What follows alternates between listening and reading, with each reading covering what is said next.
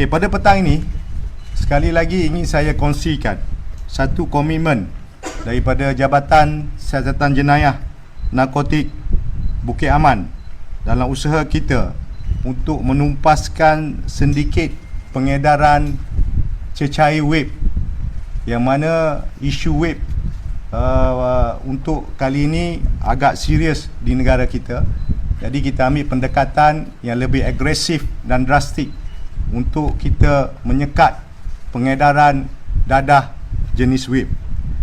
Justru berdasarkan maklumat risikan kita pada 19 Jun 2025 jam lebih kurang 11.45 pagi, tim Jabatan Narkotik Bukit Aman telah menahan sebuah kenderaan jenis Toyota Wildfire di sebuah hotel di sekitar Ampang Jaya, Selangor.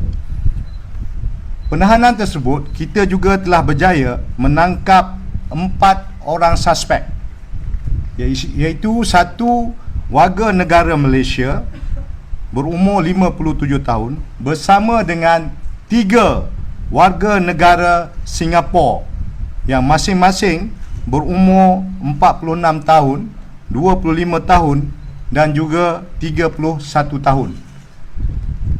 Pemeriksaan yang kita lakukan ke atas kenderaan Toyota Wildfire tersebut, kita telah menjumpai 10 kotak mengandungi 4,958 cartridge vape yang berisi cecair yang kita syaki dadah jenis kokain, yang mana anggaran berat keseluruhan kesemua vape ini adalah 9,420 ml.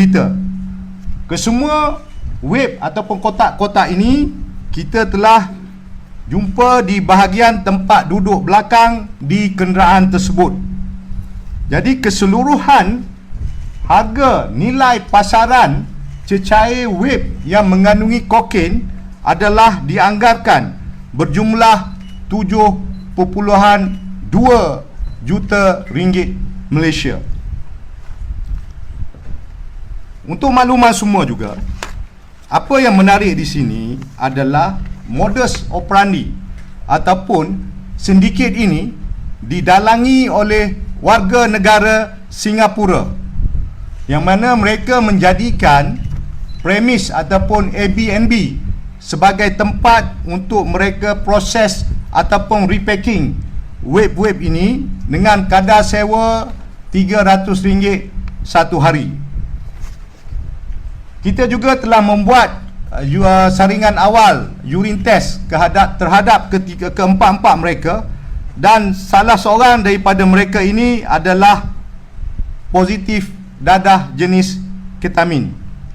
Dan semakan rekod lampau terhadap mereka semua, 2 daripada mereka mempunyai rekod jenayah, iaitu suspek pertama warga negara Malaysia mempunyai 2 rekod kesalahan melibatkan jenayah, dan seorang lagi suspek kedua warga negara Singapura mempunyai rekod pengedaran dadah di Singapura dan telah dijatuh hukum pada tahun 2003.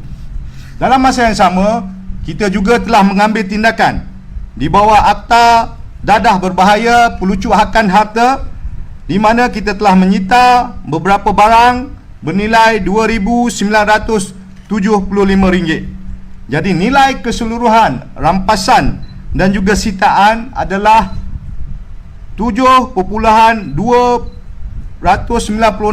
juta ringgit.